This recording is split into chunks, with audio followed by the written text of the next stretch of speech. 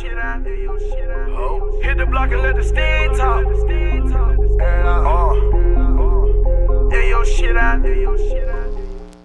Hello everyone, I'm Jasmine Davis. I'm here with Jose Rivera. How are you? I'm pretty good. Alright, before we get started, I want to ask, how did you come about the name Jose? Where did it come from? So originally my name was Kurt Rivera. Okay. I was performing. That's like my actual name, Curtis. And I was performing, but it really didn't bring no spring. So my grandfather's actual name is Jose Rivera. And so one day somebody was telling me that they listened to my music, but that name didn't like jump out to them. It didn't tell a story. So I decided to change my name to Jose Rivera because my grandfather had passed away, and I wanted to like honor his name. And every time my family see that name, I wanted them to be like, you know, that's like the family like doing something great. And when I told my friends or whatever, they kind of laughed at me in the beginning. But I feel like in my past, I really didn't honor my culture or my ethnicity. So I feel like it's a way of acknowledging like my past, my present, and my future, and also honoring my family's name as well. So It's very interesting. What got you into music in the first place? Like, what brought you here? So the real answer is I enjoy poetry. And Is that how you started at first? yeah, actually, I enjoy language arts like reading, writing. I enjoy those type of things. But to be honest with you, and this is no disrespect to this artist, because I think he's great. Okay. I was watching TV one day, and I saw Waka Flocka on TV, and he was like, bow, bow, bow. And I was like, yo, I can do this, you know what I'm saying? And then from watching that video or whatever, you know what I'm saying, that he had put out, I saw how Waka Flocka had grown as an artist. You see what I'm saying? From like where he started at to where now. And I just took that same approach where I felt like I saw him doing something that I felt like I had the ability to do as well. So. Okay. And if we decide to take a walk in your shoes just for a day, what's your average day like? What would you say? Work, and music. That's basically it. So That's all you do. I would say that, you know what I'm saying, that's basically all I do. I mean, I enjoy to eat, you know what I'm saying, play video games, hang out with my friends, but my passion is music, so I try to do as much as I can as far as like answering emails, as far as individuals that like want to work with me as far as shows or features or trying to expand my brand. That engulfs probably all of my time outside of like just regular work. So. And is that your first love, music? Of course. No, I take that back. That's not my first love. Actually, my first love was I used to run cross country and track. I don't have that same physique or whatever. I probably can't run the same as well, but that was like my first like love.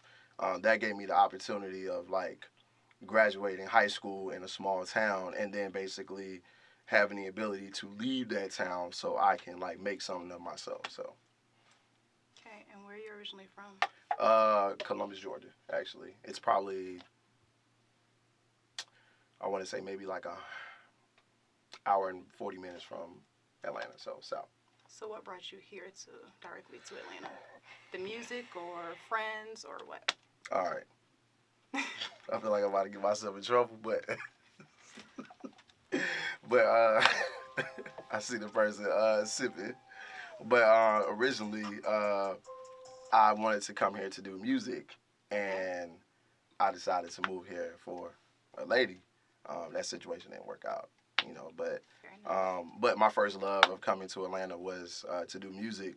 I wanted to be like in the area of Atlanta, like be in the midst and mingling with the people instead of like going back and forth. So I went to college in Columbia, South Carolina at Benedict College. Okay. And it was like I was coming back and forth from like Atlanta to Columbia, and it just started becoming like overbearing. Like I would come here on like Thursdays and leave on Sundays.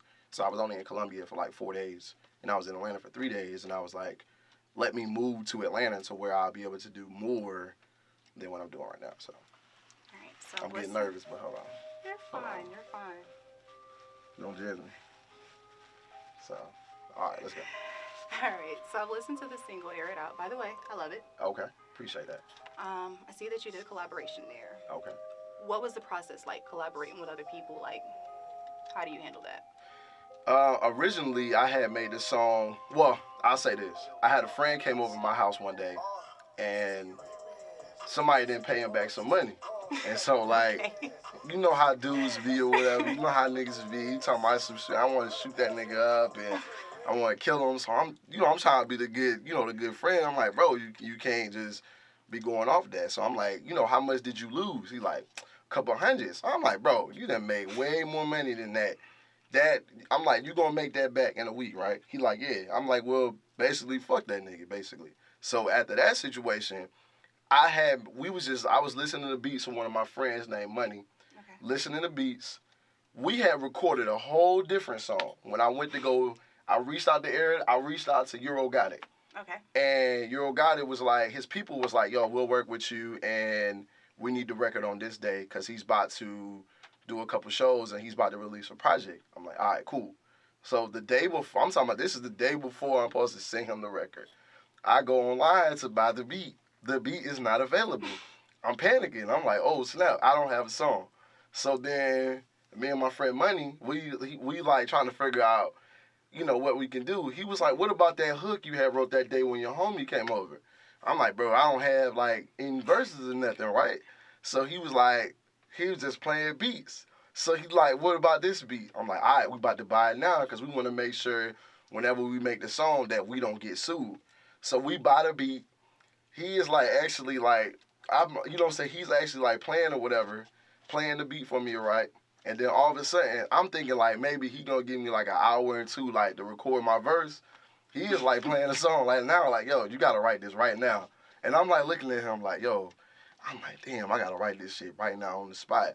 But that like sparked that fire for me cause I'm like, if I don't do this song, I'm gonna lose that opportunity. So it's like kind of like sparked that fire in me for me to, make something, as great as I made. So. And when it comes to performing, have you ever had like anxiety right before performing or during the performance? If so, how'd you handle it? Anxiety is, I would say that. I look at the crowd and I smile. Like I feel like when I'm smiling, it puts me in like a good mood. It makes you comfortable? It makes me Of nervous. course, like when I smile, like I feel comfortable. So, but I feel like when I'm like uneasy, unsure, that's like when that anxiety comes in. So every time I go on stage and perform, like I'm always in my head, like I'm like, damn, like I'm about to mess up this bar, mess up this verse. But I might find that one fan, I might start smiling, and then it's over with. Like after that, it all just snap in. So Interesting. of course, so. Discuss how you interact with your fans. Do you interact with them? Yes. I interact with my fans as far as like direct DMs or Okay. I would say like writing like messages like on their, like whenever they reply to me as far as on like any of my posts, I always respond that back to them.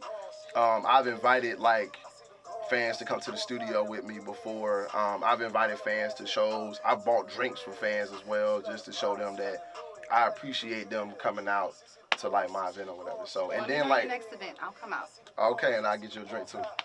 Come out, I'll be there. It's on me. 24K. We gonna sponsor this. So. What's the funniest or weirdest thing a fan has ever messaged you or asked you before?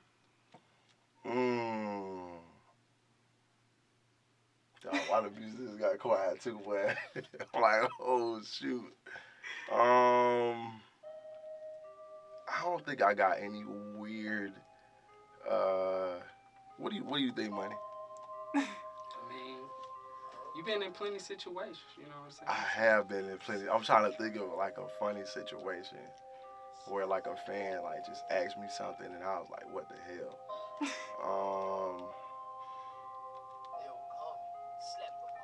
I don't think I've had any like weird interactions. Okay.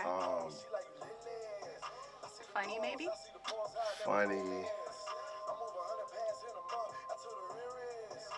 I don't think I had any. I don't look at like when I look at individuals, I'm not like I look at them like if they're interested in my music, I'm just like And you take them seriously. they're interested in my music or whatever. So now what they might do, like I might be like whoa, but I'm interested that they're interested in my music. So I'm trying to figure out like why they're interested in my music and like what can I do in order to keep that individual like an actual fan. Okay. So, oh, you know what? Okay. I do have one. So I have two dudes. One actually has like producer credits on a album and on a project that I'm recording. He's from the UK, and I've had another guy that is from the UK as well, and it was just like the amount of like excitement that like when they respond, like normal people, they might just be like, hey, this is cool right here. This person, those two individuals, they responded to me like I was like Jay-Z, and I'm like taking it like very like modest, and I'm like whatever, you know what I'm saying? They're like, hey, you know what I'm saying? Like they might be asking me questions that regular people may not ask me, like, hey, have you? I think one guy was asking me, have I worked with Lil Wayne, and I'm just like, come on, guy, but, or he might say like, hey, I think you're just as good as Lil Wayne, and I'm just like, come on, guy, but in their eyes, they feel like apparently I sparked something in them to where they're able to say like, hey, you sound similar or you sound just as good as somebody as Lil Wayne. So. And when a fan responds to you like that, how does it make you feel? Like, does it put a lot of pressure on you? Like, I gotta go extra hard on this next one, or what?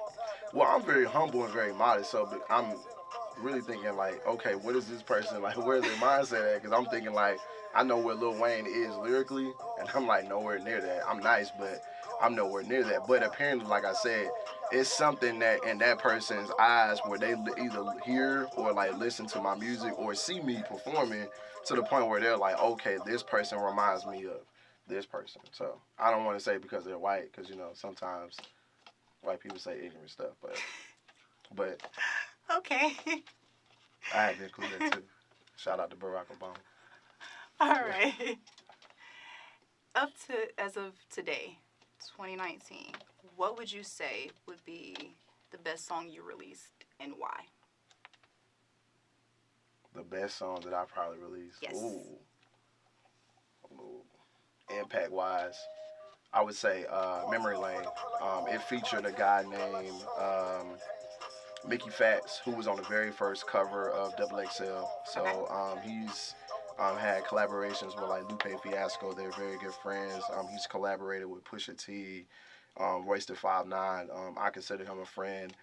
Anytime I want to text this guy for any type of advice, or I like can hit him up and say like, hey, what you thought about this Spider-Man movie? He might say like, hey, it was good, or this sucks. You know, but I consider him like a good friend. Any type of advice like musically, he's just gonna give me like the raw and unedited version. He's not gonna spit no lies or anything like that.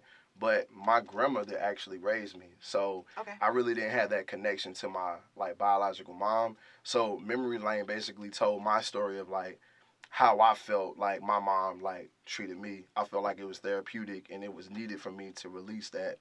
I had a friend in college that worked for Complex, and when I went by the name Kurt Rivera, she was like, she could tell that I could rap, but she was like, you don't tell a story and you're not vulnerable. So that was like one of the first records where I like reinvented myself and changed my name to Jose Rivera. And I felt like I was being vulnerable because sometimes I felt like I was embarrassed because I didn't have that relationship with my mom. But I also felt like there were other people just like me that didn't have relationships with their mom or dad, and I felt like they can like relate to that, and that might like spark a change because I'm telling my story of like how I felt and then how I moved forward past the situation. That's deep. Yeah, so. If there was any artist that you could collaborate with at this moment, who would it be? I would say Any artist. I would say Davies. That's somebody I definitely would like to collaborate with. The first time I heard Davies, heard his name, Okay. I was watching an interview with the Locks like a couple years ago, and Angie Martinez was like, hey, like what artists, you know what I'm saying, is coming up? They were like, Davies. I didn't even listen to his music then. I was watching another interview like a couple days later with Nas. Nas is like, hey, I got a situation with this guy Davies. So when I heard those two artists or group, you know, the Locks were like, the Locks and then Nas, I'm like, I need to go listen to this guy. So then I go listen to Davies as far as the Black Rose project.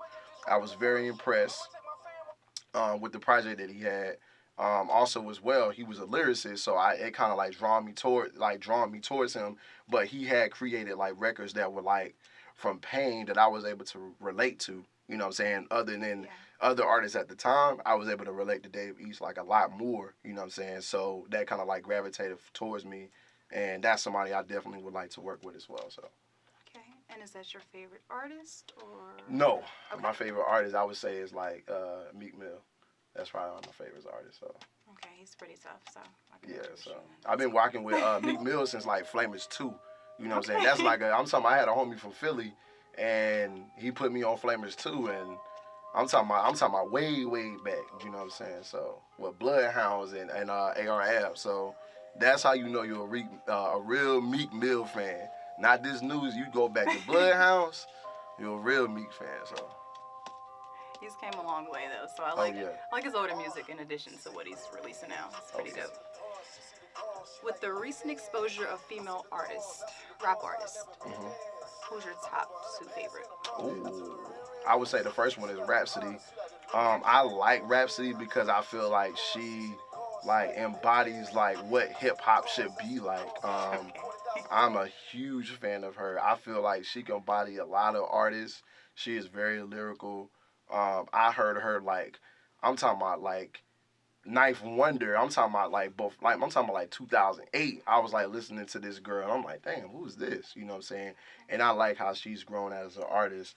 I would say the second artist I would say is Megan Thee Stallion, and the reason why I say that is because she is bold, she is confident, and she can rap her ass off. You know what I'm saying? So her content wise, I wouldn't say that it's like Rhapsody, but the fact that she can rap, I feel like she has the ability to rap on like a conscious and hip hop level, but she is so confident. Like when she walk in the room, it's like if you an artist, you gotta suit up and be like, I'm gonna have to fight for my life. You know what I'm saying? That's how I feel. So. Do you think you can get any better at this music thing? And if so, how? I feel like the way of getting better is basically surrounding yourself with people that like believe in you first, and then like making sure that you put yourself in a position to where like you can put more time into like the recording process. As an independent artist, it can be hard at times because you gotta work whatever job you gotta work or whatever you gotta do to make money. You gotta work on that. You got so many like outside things that can like your rent might be late, or so you got to make sure you focus on those things. So I feel like as artists, if you put yourself in a position to where like the outside world doesn't really matter to you, you're able to lock yourself in a room and be more creative and create better projects. But I also feel like pressure makes, like how they say pressure make diamonds.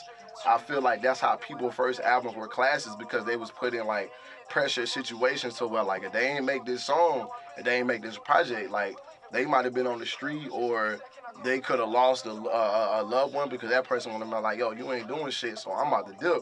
You know what I'm saying? So that goes into the effect as well. But the more time you got to put into your music and being creative, I feel like the better the project can be. So. My last question for you is, what type of impact do you want to leave on the world, your fans, your friends, your family? What type of impact? I would say just being yourself and spreading love, you know what I'm saying? And making the right decisions and the right choices. Like if you know that you got $500 and you know that you got to pay your rent, I want you to make that conscious decision like, hey, I got to take this $500 and pay my rent and take care of my responsibilities, not go out and bullshit. Or if you want to be a teacher or if you want to be a doctor, I want you to be like, damn, I got to get my ass up. I got to take these necessary classes. You see what I'm saying? If you want to be a business person, I want you to be able to get up and say like, hey, I got to get on my grind. I got to save $10,000 to $20,000 to $30,000 in order to get myself in this position to where I can like do what I love. So I feel like it all starts by love, but it's also motivating individuals to get up off their ass and do what they need to do. You know what I'm saying? So. Anything you would like to say to your fans? Any links? Anything you would like us to follow? Y'all can follow me on Instagram, King Jose Rivera. King Jose Rivera on Instagram, and then on Twitter is Real Jose Rivera. Y'all go stream that new single I got out called Air It Out, you know what I'm saying, featuring Euro Got It. I got some more, you know what I'm saying, records about to drop. I got a record with Core from Philly, you know what I'm saying? He's done Ricos Records with Dave East and Meek Mill, so I got a record coming with him. And I got a project coming as well that's going to be dope as shit, you know what I'm saying? That's probably going to be dropping like late September, early October, but I'm just focused on getting you guys that content, showing you guys that I can rap, and basically motivating you guys to do your goals and follow your dreams as well. So. Thank you. I appreciate it. I appreciate that too. Thank you for taking time out of your studio session to Oh, of interview course. with us. And we about to get back to that studio too. So, and shout out to 24K Gold, dog. My homie Daryl Dad used to drink it back in the day, man. I'm supporting you guys. Let's get it. Hey, yo, this is Jose Rivera right here. I want to shout out to Jazz from Royal Opinions. I'm out. Yeah.